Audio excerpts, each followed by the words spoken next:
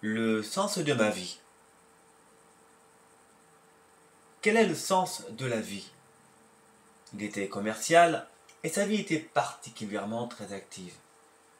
Parfois, il ne répondait pas à tous les appels, tellement on lui demandait beaucoup. Mais aujourd'hui, tout était différent à ses yeux, car il voulait comprendre le sens de la vie.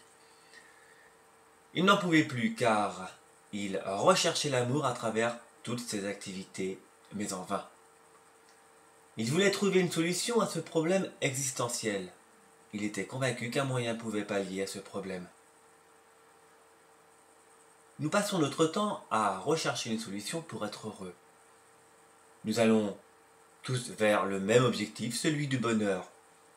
Il en va de soi que nous voulons immobiliser ce bien-être car nous y voyons une protection puissante. De toute évidence, nous démarchons maladroitement sur le sentier du bonheur car nous y trouvons constamment du chagrin. En ce moment, je dors très mal et j'ai un manque d'appétit. Je suis suivi d'un grand désarroi de ce que représente la finalité de ce monde. Je suis désespéré car je ne vois pas d'issue à ma douleur très anxieuse de la vie. Vous me dites qu'il n'y a pas de solution à ma souffrance, je ne comprends pas. Vous êtes mécontent de la médiocrité de la vie. C'est une flamme d'inspiration qu'il ne faut pas négliger. L'ego cherche inlassablement des occupations ou des distractions, pourvu de ne pas voir vraiment ce qui est. Toutes ces activités sont de la stimulation et de l'endormissement. Au fil du temps, nous avons reçu un conditionnement ciblé sur la culpabilité et la frustration par la religion ou les croyances de toutes sortes. La notion du péché en est un très bel exemple. Lorsque vous avez consommé du plaisir, vous rentrez dans une autosomatisation. Ainsi, constamment, vous vous jugez à cause de mauvaises actions. En raison de vos jugements, vous n'êtes plus apte à voir vraiment votre douleur et ce qui est indubitablement.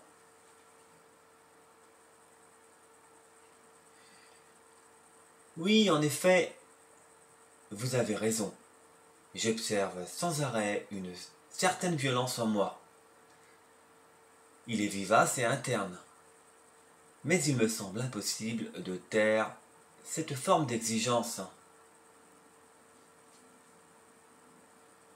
Tant que nous sommes dans les principes liés à notre conditionnement, nous serons médiocres et incapables d'observer lucidement et passivement le mouvement de la pensée. De plus, nous avons intérêt à obtenir un silence du mental dû au tumulte extérieur. Il est impossible d'accueillir l'invisible tant que nous prêtons confiance au dynamisme du fini. Le fini ne peut contenir le fini, l'infini. Vous demeurez au centre des activités de l'extérieur par le vrai regard dénué de jugement. Nous concluons et nous restons semblables au conditionnement. Mais pour arriver à ce genre de perfection, il faut abandonner nos croyances.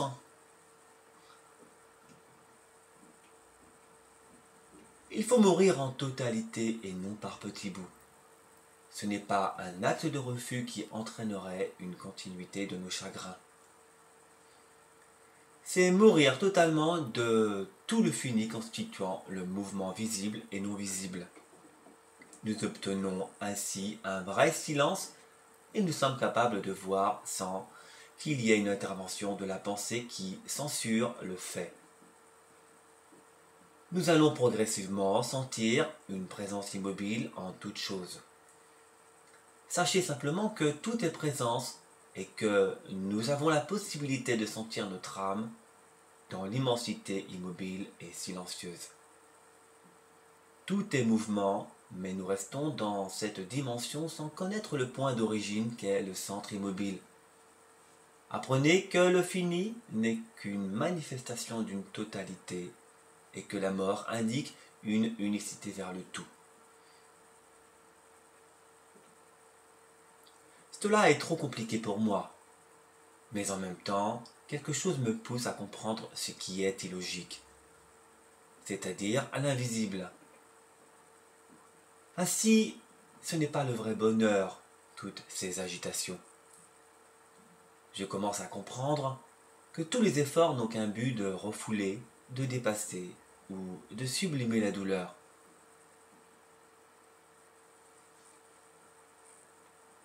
Nous sommes en effet créatifs par l'utilisation de la flamme de l'attention. Mais à l'inverse, nous sommes médiocres à force de considérer ce monde comme unique.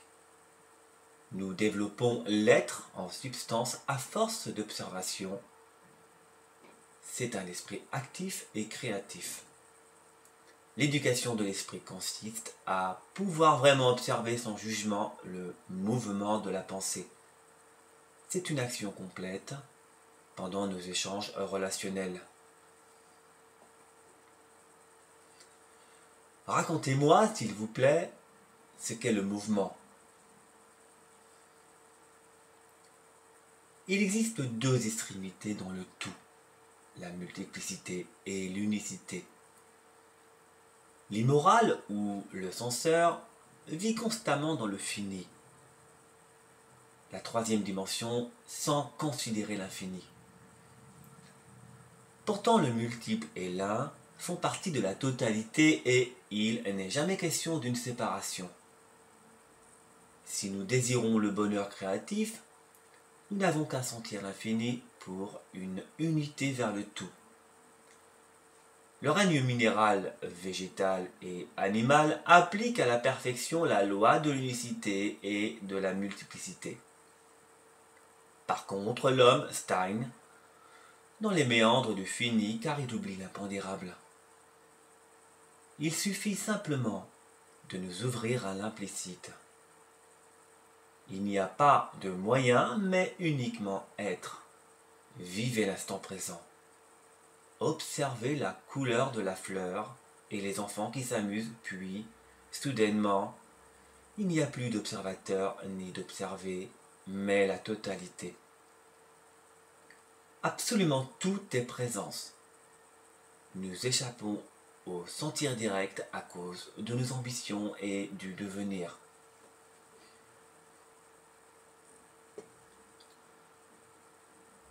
Le contact direct est celui du sentir des énergies. La pensée sépare la réalité en un observateur et un observé. Il convient donc de discipliner l'esprit vers le contact vrai, celui du réel ou de l'implicite. Au lieu d'apprécier la rose, vous la nommez ou vous avez une vive émotion vous rappelant un souvenir lointain, bloquant l'acte de voir. C'est un travail au niveau cellulaire, vous l'aurez compris. Il y a une investiture complète du sentir du corps et ce n'est pas un travail intellectuel. Le corps est un instrument parfait et au lieu de cela, il est quasi oublié par l'emploi des stimulants et sédatifs.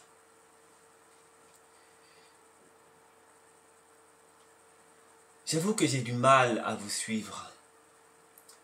Et je vous envie sur vos capacités de discernement et de discussion au sujet de la vie. Mais pourquoi mon cerveau est-il aussi lourd ?